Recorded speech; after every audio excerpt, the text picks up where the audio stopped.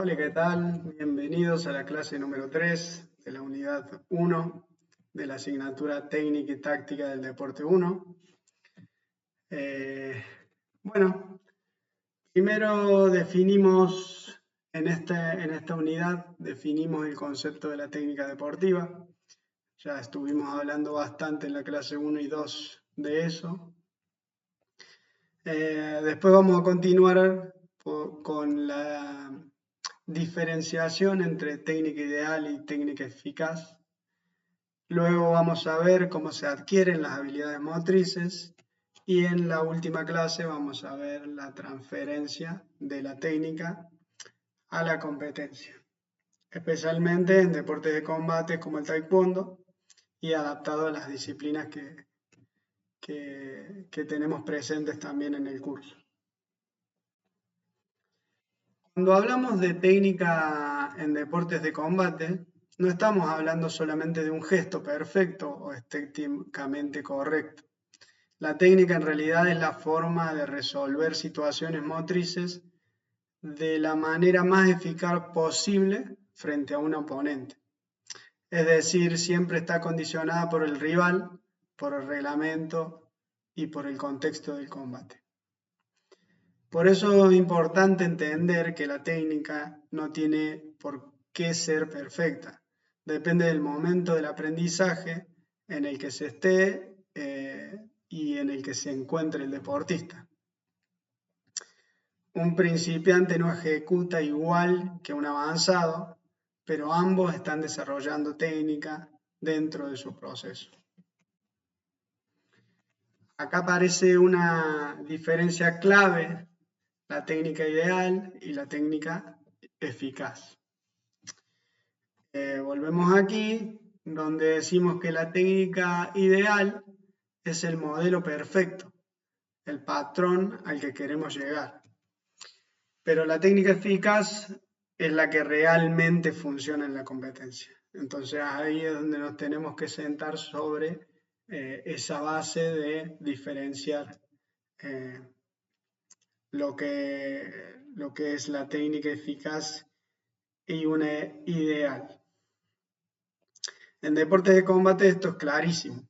Muchas veces una técnica no perfecta desde lo biomecánico termina siendo efectiva porque logra el objetivo, que es puntuar o resolver esa situación que se nos plantea. Entonces, la técnica, ahí vamos a este punto, no se puede separar del rendimiento deportivo. Por eso que decimos, va a ser crucial nuestra técnica, nuestra capacidad técnica para lograr ese rendimiento deportivo. Por eso acá vemos que la técnica está directamente relacionada con el rendimiento deportivo junto a todas estas capacidades físicas, capacidades mentales, la economía del esfuerzo, el ambiente, la optimización o la ciencia que se utilice, el ritmo, la racionalidad, el ambiente, la táctica. Todos estos conceptos también influyen directamente en la técnica y por ende en el rendimiento deportivo. Entonces, con todos estos conceptos, veremos que una buena técnica nos va a permitir economizar el esfuerzo, ser mucho más eficiente y tomar mejores decisiones para lograr ese ansiado rendimiento u objetivo que tengamos. Otro concepto importante que aparece aquí es el del estilo. El estilo es la adaptación individual que se le da a la técnica y la adaptación individual al modelo técnico de lo que venimos hablando. Por eso vemos que distintos atletas ejecutan de manera diferente, pero respetando ciertos principios técnicos. Así que en esto hay que poner un punto también y y ya cambiar un poquito ese concepto o avanzar en el concepto de decir ahora de la técnica o del modelo técnico deportivo, sacamos esa técnica deportiva y lo adaptamos a cada persona, que es donde le vamos a dar el estilo propio, ¿sí? Respetando ese principio de racionalidad siempre que debe tener el gesto técnico y adecuándolo a las características personales de cada atleta. También es importante diferenciar entre aprendizaje de la técnica y el entrenamiento técnico. El aprendizaje se da en etapas iniciales, ¿sí? Cuando el deportista está incorporando el movimiento, mientras que el entrenamiento se da en etapas más avanzadas, donde se busca perfeccionar y optimizar esa ejecución. Ahora bien, la técnica también se puede analizar desde diferentes puntos de vista y aquí pasamos ya al siguiente tema del programa, que sería la adquisición de habilidades motrices. Seguimos avanzando, ¿sí? Ya en la técnica, en el modelo técnico deportivo, en la técnica deportiva, en el estilo y ahora vamos por la adquisición de habilidades motrices. Primero vamos a clasificar los deportes según ese componente técnico, que se podría dividir en tres subgrupos eh, que van desde según la importancia de la técnica en cada disciplina, según esa ciclicidad que se dé en las acciones y en función de las condiciones en las que se produzca el movimiento. Analizamos el primer punto viendo la importancia de la técnica que va a tener en cada disciplina. Acá hacemos una clasificación de los deportes según las características técnicas. Esto está en el material de estudio, léanlo a fondo, que la verdad que está muy bueno. Donde diferenciamos las clases de deportes, hacemos un ejemplo de cada deporte y el objetivo fundamental de la técnica. Los deportes de combate aparecen en el cuadro, en el último cuadro, ¿sí? Que ahí tenemos la lucha, el boxeo, el esgrima, el karate, el taekwondo, etc. Y el objetivo fundamental común de la técnica en esa clasificación es adaptarse de forma rápida y óptima a la situación técnico-táctica, de forma que se desorganice lo más posible la técnica del adversario, manteniendo muy eficaz la propia, que es de lo que venimos hablando. Entonces nos clasificaríamos como deportes de combate, más allá de que por ahí a veces coincidamos en algunas características con las otras clasificaciones de los deportes que si las vemos a fondo, la verdad que vamos a sacar muchísimas características en común, como por ejemplo en los deportes de fuerza rápida, deportes de velocidad, mismo hasta de resistencia, pero nosotros somos un deporte donde combinamos muchas cualidades físicas y características físicas, entonces en esta clasificación ya más estructurada y cerrada, bueno, nos adaptamos como deportes de combate, que es lo que somos. Acá lo que quiero que entendamos no es lo mismo la técnica de un deporte de resistencia, donde se busca economizar energía, que en un deporte de precisión, donde se busca exactitud, o en un deporte de combate como el nuestro, que es donde se busca adaptarse constantemente a las situaciones que nos presenta el rival, porque no estamos ejecutando solos los movimientos, sino que estamos con un oponente.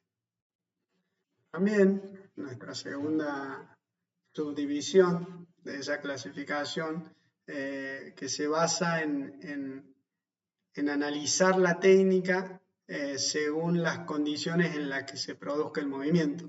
Primero vamos a partir de esta evolución que estamos haciendo en los conceptos, donde tenemos un patrón general, como por ejemplo el patear. Una serie de movimientos generales anatómicos que tienen elementos comunes en sus configuraciones especiales. Cuando el patrón se adapta a un deporte específico, esto se convierte en una habilidad. Y ahí es donde vamos avanzando, donde decimos que cuando se ejecuta una habilidad concreta de una manera particular, ya la llamamos técnica. Y si se realizan adaptaciones individuales de una técnica, se lo define como estilo. Entonces es ahí donde ya generamos esa evolución en cuanto a conceptos y llegamos al estilo donde estos conceptos también van a tener condicionamientos humanos y propios de la prueba. Obviamente, los condicionamientos humanos pueden ser la talla, el peso, la flexibilidad, la biomecánica, las condiciones físicas y propios de la prueba, obviamente que va a ser el estilo de combate o de prueba o de competición que se nos presente, ¿sí? Y ahí es donde vamos a partir en dos conceptos también muy importantes que son las habilidades cerradas y abiertas que se van a generar en esas condiciones. Las habilidades cerradas son aquellas que se realizan en entornos previsibles o en uno en el que el deportista es libre de ejecutar la habilidad sin tener que tomar decisiones rápidas que pudieran ser requeridas si sucedieran algún cambio inesperado. Entonces ya acá partimos desde un concepto donde ya esa habilidad es más cerrada, es más directa, no hay ningún cambio inesperado, ¿sí? Como por ejemplo puede ser un salto en largo, donde se ejecuta un movimiento de una zona a la otra, se salta, tiene un principio y un final, no va a haber ningún cambio inesperado, que es lo que se nos presentaría en la clasificación de las habilidades abiertas, que es totalmente lo opuesto, cuando la habilidad se ejecuta en respuesta a un entorno incierto y cambiante, que sería donde nos ubicamos nosotros como deporte de combate, que todo el tiempo las situaciones van variando y van cambiando. Y finalmente, el tercer punto de la clasificación, que sería según la ciclicidad de las acciones. Acá diferenciamos entre movimientos cíclicos y acíclicos, y donde los acíclicos también son acíclicos y combinados porque interpelan entre dos fases de movimientos. Por ejemplo, los movimientos cíclicos tenemos que se repiten, suelen estar compuestos por unas fases repetitivas en cada periodo de tiempo hasta que se vuelve a reproducir una fase anterior y que tienen un inicio y un final claro.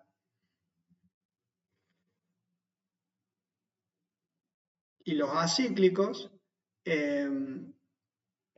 están caracterizados por tener un principio y un desarrollo, un final sin solución de continuidad y cuya ejecución tiene como objetivo a sí mismo.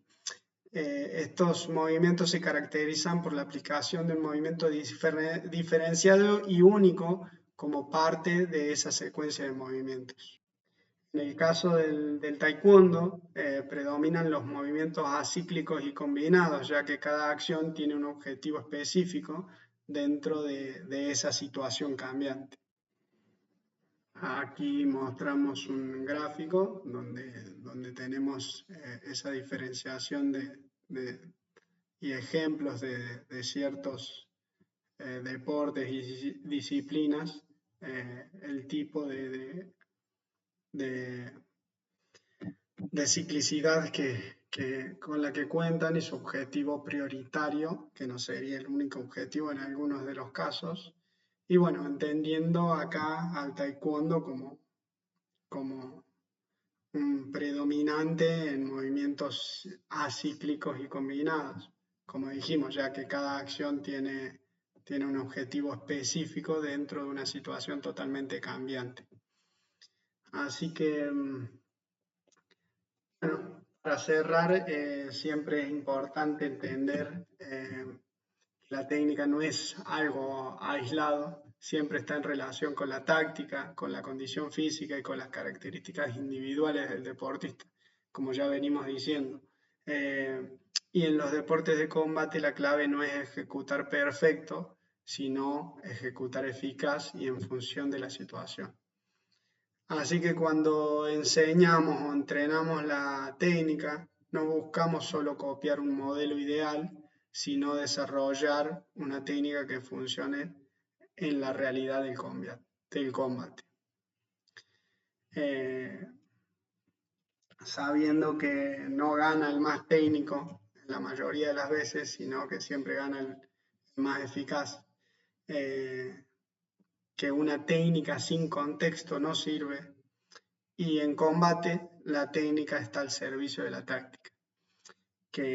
Bueno, que es un concepto que ahora vamos a empezar a abordar en la siguiente clase, ya para cerrar con la unidad y empezar a transferir estos conceptos a la competencia y al entrenamiento táctico. Así que bueno, conceptualmente eso fue todo por hoy.